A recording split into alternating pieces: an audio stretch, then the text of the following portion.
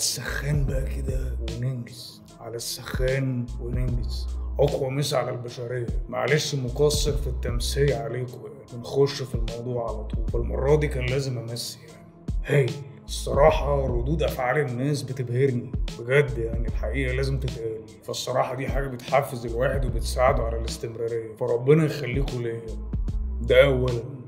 ثانيا عندي تعليق بس صغير على الحلقة اللي فاتت، عشان الصراحة صدمني. في بداية الحلقة اللي فاتت المفروض يعني في أول الدخلة بتاعت التراك بتاع ويجز، في الدخلة كده وهو داخل قلت إن الدخلة حلوة والسترينجز اللي ملعوبة عالية، وإنها فكرتني بتراك معروف ومشهور بس غالبا ما وصلناش هنا يعني، وهو تراك شيب اوف ماي هارت بتاع ستينج. زي ما قلت التراك ده معروف قوي والوتريات اللي اتلعبت فيه مشهورة جدا، فاكتشف بقى ان الناس ما تعرفش عنه اي شيء نهائي، وبتقولي ان الوتريات اللي اتلعبت فيه لتراك للجوكر اسمه في اختلافنا رحمه، ده اللي الناس بتقولي عليه يعني. متخيل؟ فالرحمه يا اخوانا والنبي يعني تاكيدا للكلام اللي انا قلته، ان مش المزيكا دي هي المزيكا دي، لا يا حبيبي. حسن الشافعي هو اللي قافش الاسترنجات بتاعت شيب اوف ماي هارت بتاع تراك ستينج وحاططها في تراك الجوكر بتاع في اختلافنا رحمه، وبادي بيها التراك بس. فعادي يكون في مجموعه من الناس ما تعرفش المعلومه، فاللي ما يعرفش ادي عارف توضيحا بس عشان ما نتناقضش. الله يبارك لكم يعني. تمام، نخش بقى في حلقتنا، الحلقه ال 92 يعني. انت متخيل الرقم يا مان عامل ازاي؟ 92 يعني في حلاوه وجمال كده. فحبيت نحتفل بقى في ال 92 باول تراك من البوم سانتا. سانتا مس علينا بالبوم من شهر 2، واخد بالك؟ طبعا يعني زي ما قلت لك التايم انترفيو بتاعنا رايح في حته ثانيه خالص، ملوش علاقه، فاهم هو ايه، في عالم موازي يعني. بس تمام براحتنا خالص، وادينا جينا. هنقفش اول تراك في الالبوم، تمام، وهو اسمه اول جوله اصلا يعني، فاهم هو بيقول لك اول جوله. فخلينا نشوف اول جوله هيعمل فيها ايه سانتا. يلا بينا يلا. هاي جدا يعني، متشوق اسمع الجديد بتاع سانتا الصراحه، ده حقيقي. طبعا ألفي على الانتاج، خلاص ماركه كده يعني. لو حد تاني عمل برودكشن لسانتا ممكن نستغرب يعني، فاهم لو ايه ده، مين ده، او نبدا نقلق على ألفي يعني، فاهم، ونسال عليه هو راح فين، فاهم، اتخانقوا ولا ايه. بس فده العادي يعني اللي بيحصل. حلو موضوع التعاون المستمر ده، فهايل. خلينا نشوف. يلا يا عم سانتا، فاجئنا بقى. قول يا سنتوت قول.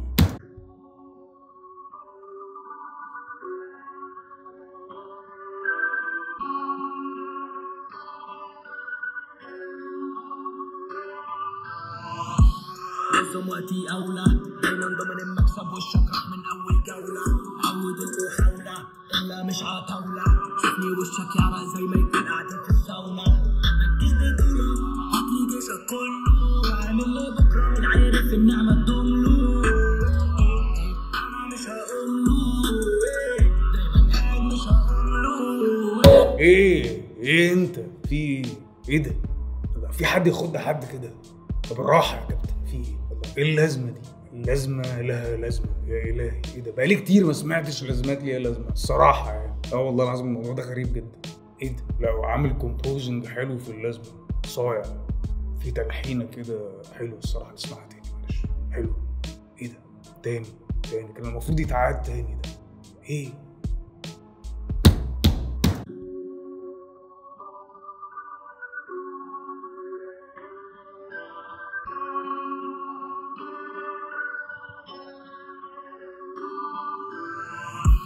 نظم وقتي أولى، دايما ضمن المكسب والشك راح من أول جولة.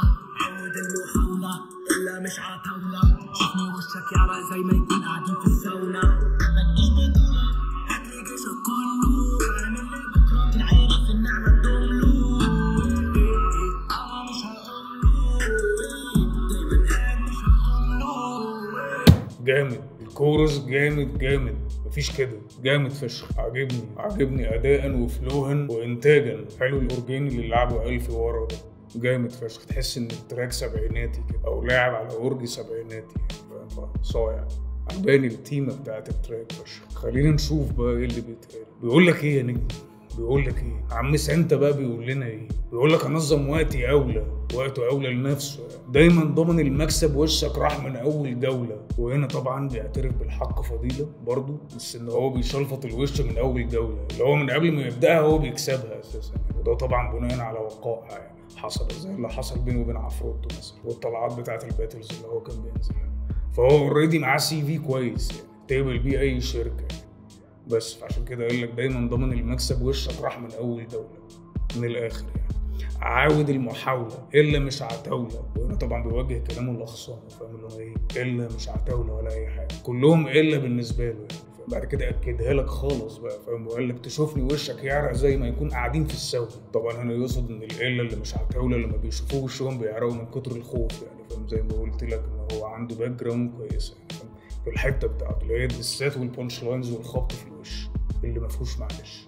بس دول اول 4 في الاربعه اللي بعدهم ما عادهمش بقى، فاهم؟ قال لك يغير، لا هو مغيرها بارات وفلو يعني، فاهم؟ يعني قال لك ما تجيش بطولك، هات لي جيشك كله، طبعا بالتلحين يعني، فاهم؟ عامل لبكره من عارف النعمه تدوم له، فهو عامل لبكره يعني المفروض. بس بعد كده قال لك انا مش هقوم له، دايما قاعد مش هقوم له. اي حد بقى يجي على السكه يعني من الاخر. انا عاجبني اللازمه الصراحه، حلوه وتكيف. نكمل بقى ونخش على المقطع الاول. قول يا سنت. شلاوات شوف الشارع والمطار هما اللي كان عمق واللي فات كانش جديد كملناش حتى كل حاجة كانت خلصانة كانت بتتبي على الركب هو ده وقار الخطة معايا بموتة مقبلش الأعصار اللي دار هو كان الطار معاك الحق الجلي لو مكانك كنت اختار اشوفك عند الخط ولا كوكو بس الكوكو مني نط عاملين فيها الكورة وهم ادبرهم ده كربط عمك سانتا كوت اشوفك عند الخط. ايه يا ابني الجمدان ده؟ ايه الجمدان وايه الرسيان ده؟ لا بجد يعني ده ادق وصف ممكن اوصفه، جمدان ورسيان. لان تحس ان سانتا بنفس شخصيته ما غيرهاش. بس انا عن نفسي اول مره اسمعه بيعمل الشغل ده، اللعب بالفلوس، تحس ان هو عامل شغل مختلف عن سانتا اللي احنا نعرفه، بس في نفس الوقت راسي وحافظ على مستواه ما قلش. عشان كده زي ما قلت فيه جمدان ورسيان، راسي وهادي خالص، اللي هو تحس ان سانتا بيحاول يغير جلده بس في نفس الوقت محافظ على اصله، مغير جلده فلوهن لكن ليريكال هو لسه زي ما هو بنفس الورد بلايز بنفس المستوى. تعال نشوف ايه اللي بيتقال. بيقول لك انا هناك جيس هوز باك اصلا يعني، ده بدايه البار الاول، قافل على هناك بباك صايع. بعد كده كمل بقى البار وقال لك شله واك فيش ريسبكت، وهنا عامل تريبل رايل، هناك باك واك، وفي الاخر قافل بريسبكت اصلا صايع. وبالنسبه لشله واك المفروض معروف ان هي حاجه ملهاش لازمه عديمه القيمه يعني، فاهم؟ فده المقصود بواك. اما بالنسبه للشله ممكن يكون قصده على الشله اللي كان معاها وسابها، الله اعلم، ما اعرفش، اصل دي نيات، فاهم؟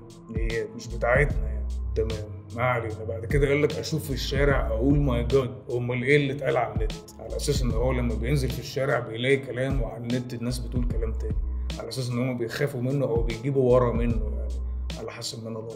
فالمقصود بتاع البورصه يعني حلو. المهم بعد كده يقول لك واللي فات كانش جديد كملناش حتى ستيب، وهنا يقصد طبعا ان اللي فات هو ما عملش اي حاجه، لسه اللي جاي منه اتقل المفروض يعني. ادينا مستنيين يا اخ سانتا اخويا والله يعني، يا ريت. تمام. المهم كل حاجه كانت خلصانه، كاتب كتابي على الرك، بسم الله ما شاء الله، اعتبر الرك انثى وكاتب كتابه عليها، وطبعا بسم الله ما شاء الله مش محتاجه يعني، فاهم؟ في دخله وما ادراك ما الحاجات بس. فهو داخل على الرك بقى، تحس ان في طار بينه وبين الرك يعني، فاهم اللي هو ايه؟ الريكورد والتسجيل يعني. بس دول اول 4 فيهم فكر الصراحه، وفي شغل ومجهود في الكتاب، دايما بقول كده على سانتا يعني. بعد كده فصل بعد ال4 دول، فاهم؟ وقال لك او ماي جاد كده بطريقه صايعه فشخ، وغير وسحب الفلوس سحبه صايعه برضه، وقال لك هو ده الكار، الغلطه معايا موته ما قبلش الاعذار، اللي دار هو كان الطار، معاك الحق تجلي لو مكانك كنت احتار. جامد فشخ، الرايمنج بتاعه مميز، كار اعذار دار طار احتار. بص طار واحتار الراجل يعني والله العظيم متعلم، اقسم بالله في علام باين عليه كان بيذاكر كويس او بيطلع اوائل الثانويه العامه، مش عارف اكيد صح، قول ما تتكسفش، بيبان العلام والله العظيم، بينور كده غير انواع تانية بتكتب مش بالقلم، بيبان برضه. بس بعد كده قال لك واشوفك عند الخط. نركز بقى في دي، الله يبارك لك، نركز عشان ايه بعدها نطلع نجري بقى كلنا يعني. بص هنا العلام بيعمل ايه، والله العظيم تلاته. بص قال لك واشوفك عند الخط in love with a كوكو، بس الكوكو مني نط، يا فاجر يا قادر، الكوكو منه نط. انت فاهم؟ يعني بيقول لك ان هو بيحب الكوكو، ولا مؤاخذه الكوكو ده اللي هو المفروض جوز الهند. تمام؟ هو مسك جوز الهند وبهدله. يعني احنا لو رحنا الهند هتلاقيها بطولتهم دلوقتي اكيد يعني بعد البرده واللي حصل فيها يعني. المهم كوكو ده المفروض جوز الهند. تمام؟ فهو معروف بالانجليزي كوكو نط، فهو جاب الكوكو ونطته من الاخر يعني. قال لك بس الكوكو مني نط. تمام؟ مش هشرح اكتر من كده، البار شرح نفسه يعني. تمام؟ الكوكو منه نط. طبعا ده غير ان المعنى العادي للكوكو هي الفرخه، على اساس ان الفرخه دي ممكن تكون اي حد من اخصامه، مش محتاجه يعني. بس كده تمام. انا بس بفهمك الابعاد. بار 3D ليه ابعاد، فاهم؟ بس ان في زد في الموضوع، زد الاتجاه، ماشي؟ بس يا سيدي بعد كده قال لك عاملين فيها كرة وهم كبيرهم ده كربط عشان بيقفل مع نط والخط. بعد كده عمك سانتا جاد،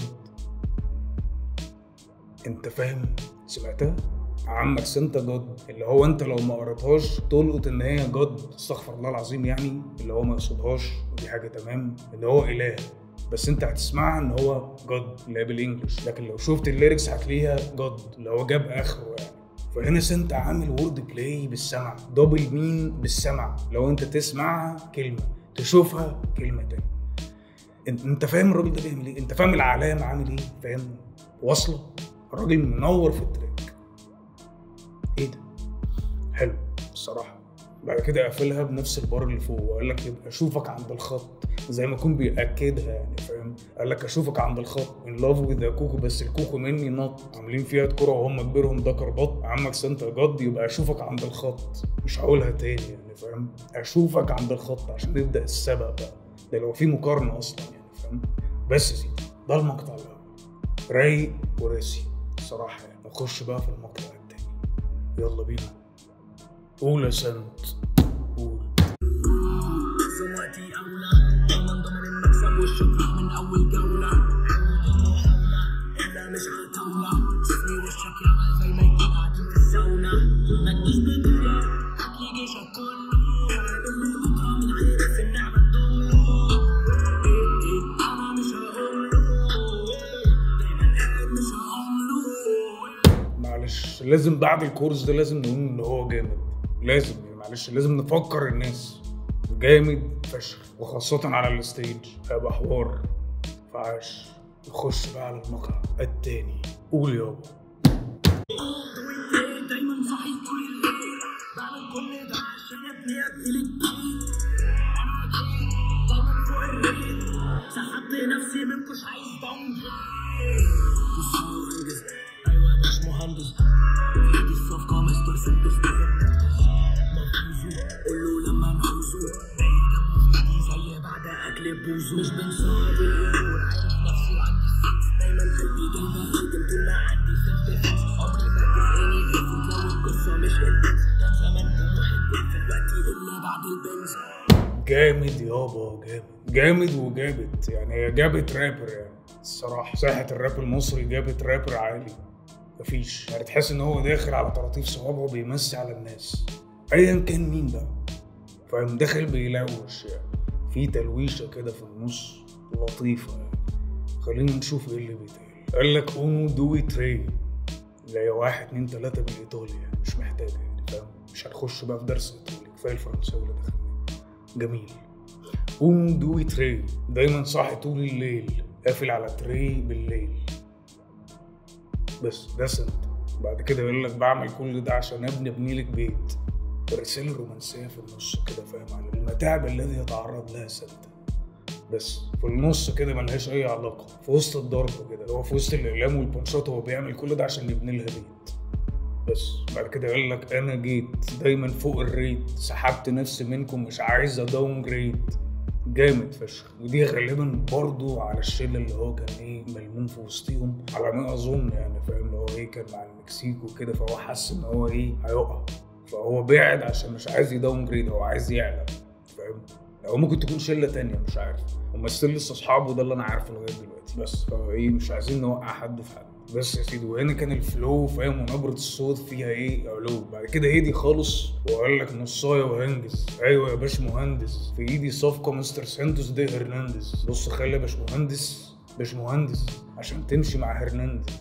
في صياعه في الاداء حلو الصراحه. هنا سانتوس هرنانديز مش عارف يقصد مين، بس اللي اقربهم اللي ممكن يكون يقصده هو سانتوس هرنانديز برضه، بس لاعب سباق عجول، فغالبا ممكن يبقى قصده كده يعني فاهم ان هو ايه في صفقه عجول او صفقه سباق عجول اعتقد يعني فاهم، بما ان هو بيشبه اخصامه باقل حاجه ممكنه، فممكن تبقى رايحه هتبقى راكبه. بس ركز بقى في اللي جاي ده. قال لك مافيوزو قول له لما نعوزه باقي دمه في ايدي زي بعد اكل بوزو. ودول صايعين فشخ يعني، بعيد ان هو يقصد مافيوزو طبعا بيج مافيا مروان موسى وش يعني. عايزك تركز في اخر بار وهو بيقول له باقي دمه في ايدي زي بعد اكل بوزو، واقسم البار نصين باقي دمه في ايدي. وهنا بيدل على عنف سانتا اللي هو قد ايه عنيف يعني فاهم. والنص التاني زي بعد اكل بوزو، فهنا بيوصف لك قد ايه هو عنيف وقد ايه ان الخصم اللي قدامه سهل زي اكل البوزو. فصايع فشخ. تشبيه ثلاثي جامد. الواحد بيحب الدماغ العاليه والابعاد اللي بتحصل. بعد كده قال لك مش بنصعب الامور، عارف نفسي وعندي السنس، دايما قلبي جاي بهاجم طول ما عندي سيلف ديفنس. وهنا طبعا سيد المستمع بيوصف نفسه ان هو دايما بيهاجم وعلى طول بيعور في الوش طول ما عنده سيلف ديفنس، اللي هي وسيله الدفاع عن نفسه، اللي هي قوه كلامه، الليفل الليريكال بتاعه. بس هو عارف قدر نفسه يعني. بعد كده يقول لك عمري ما جيف اني ايفورت لو القصه مش انتنس، اللي هو مش هيدي اي مجهود في القصه مش شديده، اللي هي لو مش جايبه همها مش هيروح لها من الاخر. بعد كده نهالك المقطع التاني وقال لك كان زمان طموحي الجولف دلوقتي يقل بعد البنز، اللي هي مرسيدس بنز يعني، على اساس ان هو جابها يعني.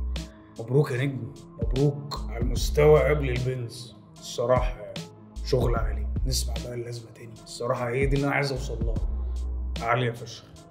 نسمعها وندي تقييم كامل للشغل. يلا قول يا نجم. وقتي أولى دايما ضامن المكسب والشفرة من أول جولة.